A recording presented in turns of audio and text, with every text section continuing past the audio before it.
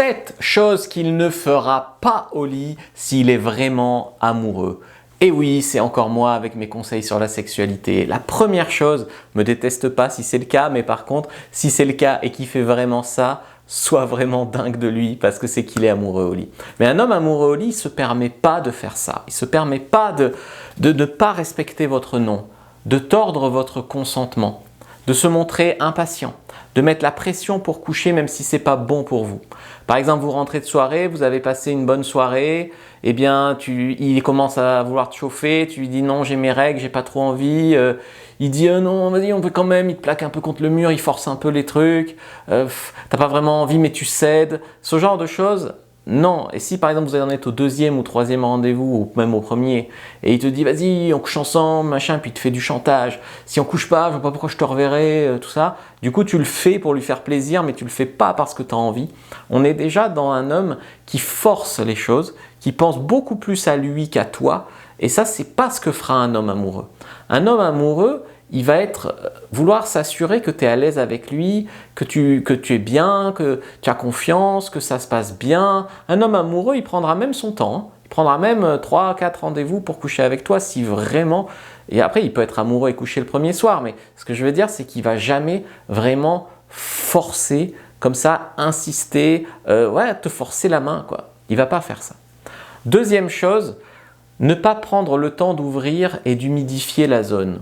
Un homme amoureux, comme je t'ai dit, ton plaisir est super important pour lui. En plus, il veut marquer bien, il veut être bon, il veut que tu sois accro à lui puisqu'il est amoureux de toi, il veut que tu sois amoureuse de lui. Donc bien sûr qu'il va prendre soin de toi. Donc ce n'est pas un bourrin qui va forcer, rentrer, rien que pour son petit plaisir égoïste alors que tu n'es pas prête. Au contraire, je veux dire, il va vouloir dévorer tout ton corps. Il va te faire un cuni jusqu'à ce que tu n'en puisses plus. Il va te faire jouir même 2 fois avant de te prendre, avant de penser à son propre plaisir, avant de te demander une fellation, avant quoi que ce soit. Il va vraiment penser à toi, à ton plaisir, à marquer bien, à te donner des orgasmes aussi pour que tu tombes amoureuse et tout ça. Troisième chose, ce que ne va pas faire un homme s'il est amoureux, c'est ne pas se soucier de si vous avez aimé ça ou pas, de si vous avez pris votre pied ou pas, de si vous avez joui ou pas. Il y a des femmes qui ont reproché à des hommes de leur demander « t'as joui, t'as pris ton pied ?»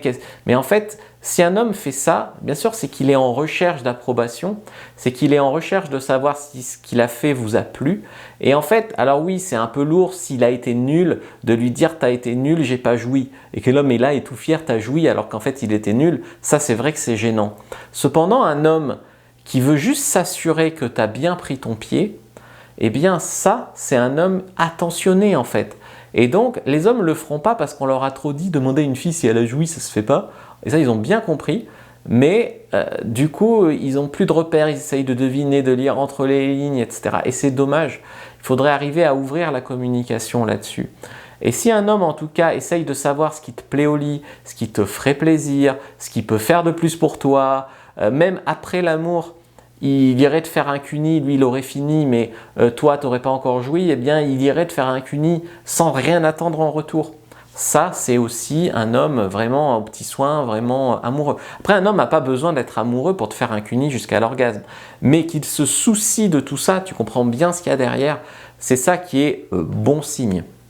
Quatrième chose qu'un homme amoureux ne se permettra pas au lit, c'est toutes les pratiques humiliantes, en tout cas sans savoir si ça va te plaire. C'est-à-dire que c'est une chose si c'est ton fantasme, le dirty talk, les mots crus, c'est une chose si c'est ton fantasme d'être offerte à plusieurs hommes, c'est une chose.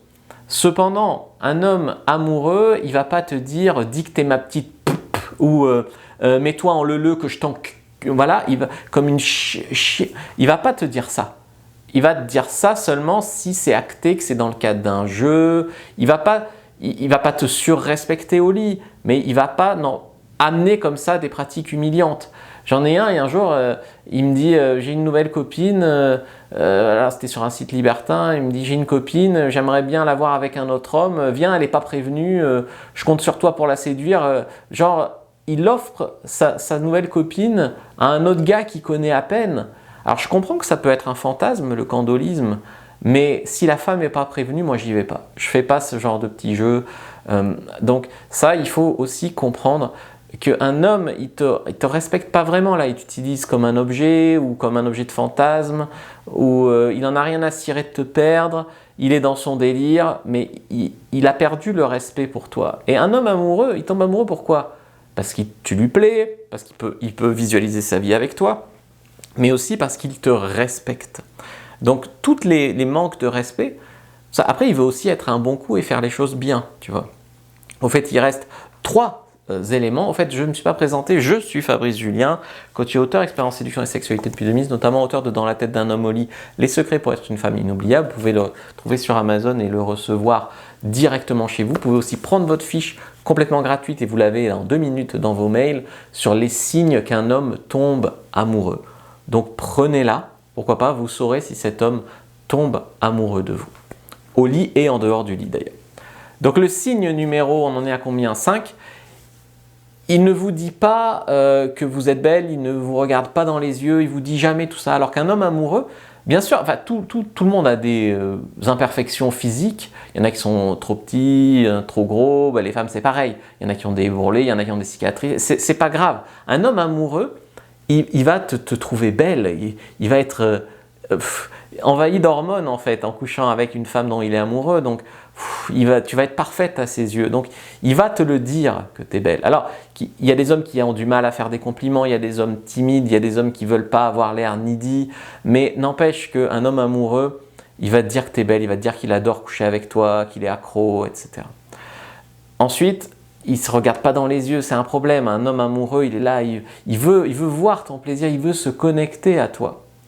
6. Il ne veut pas sortir en dehors du sexe. Ça, un homme amoureux ne fera jamais ça au lit. C'est-à-dire, on se voit, on fait limite un film Netflix et on couche ensemble et puis c'est tout. Non, un homme amoureux, il ne va pas se cantonner à ça. À part peut-être s'il est marié et que tu es sa maîtresse, mais même, je ne sais pas, il va t'amener en voyage ou autre. Là, voilà, pas de resto, pas de ciné, il ne te présente pas à son cercle social. En dehors du sexe, il n'y a rien. C'est pas très bon signe. Même si le sexe est bon, c'est pas très bon signe. Et 7e signe, il n'en a rien à cirer que vous couchiez avec d'autres. Alors ça aussi, ça peut être un fantasme, le candolisme, mais c'est quand même un fantasme plutôt rare. En fait, il va te dire, tu peux coucher avec d'autres, je m'en fiche, tu es sur Tinder, c'est très bien. Alors il y a des hommes qui font semblant de s'en ficher, puis au fond, ça les meurtrit. Et c'est une carapace, tu vois.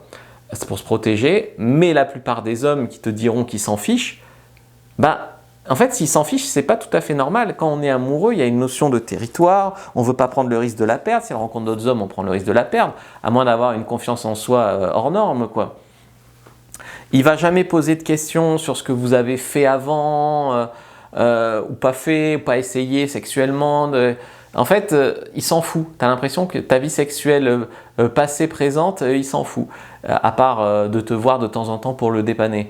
Et ça, c'est un problème. Après, le truc, c'est qu'il y a des femmes qui vont y voir du respect. Il n'est pas intrusif, il ne me demande pas ce que je fais.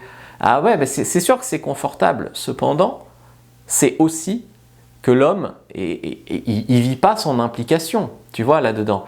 Un homme amoureux biologiquement, à part certains qui ont des fantasmes très libertins, mais la majorité, ils veulent leur territoire, ils veulent refermer. Il y a des tas d'hommes qui sont jaloux d'une femme dont ils ne sont pas amoureux. C'est-à-dire, ils ne veulent pas qu'une femme couche avec d'autres, même s'ils ne sont pas amoureux d'elle, ils veulent la garder pour eux. C'est instinctif. Alors imagine, c'est un homme amoureux. Bien sûr qu'un homme amoureux, il y a une notion de territoire aussi, de possession. Et d'ailleurs, beaucoup de femmes aussi qui veulent que leur homme soit que à elles. Donc ça, c'est humain. Mais s'il n'y a pas ça, c'est mauvais signe. Donc prends tes signes sur le fait qu'un homme tombe amoureux au lit, les choses qu'il ne fera pas s'il est amoureux de toi, s'il tient à toi. Prends ta fiche gratuite, likez, commentez, partagez. Merci d'avoir regardé jusqu'au bout. Et si vous voulez parler de votre situation, avoir des conseils, un plan d'action, un diagnostic et voir si on peut travailler ensemble en vue d'un accompagnement, cliquez à côté de l'icône téléphone en lien en bio. Et maintenant, je veux savoir ce que tu penses de mes nouvelles chaussettes OVNI. Parce que moi, on m'a déjà dit que j'étais un OVNI, un objet, non, un homme sans H, volage non identifié. N'importe quoi.